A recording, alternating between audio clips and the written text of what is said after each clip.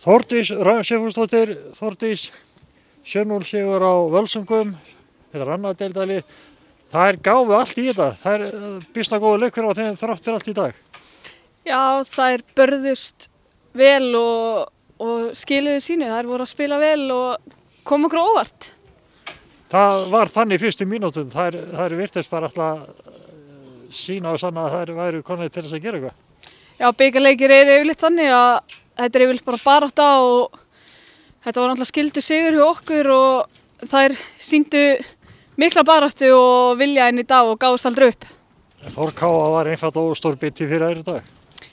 Já, en það væri annars skrítið þar sem við erum að spila 2 deildum ofar en það, eins og ég sagði, þær stóðu sig gríðarlega vel og við kannski vorum óstór biti fyrir þær en já, eins og þær sýndu, þær börðust vel og við gáum allt það sem við gátum í hennar leik þó við hefðum getað gert meira en bikarleikir eru alltaf baráttuleikir.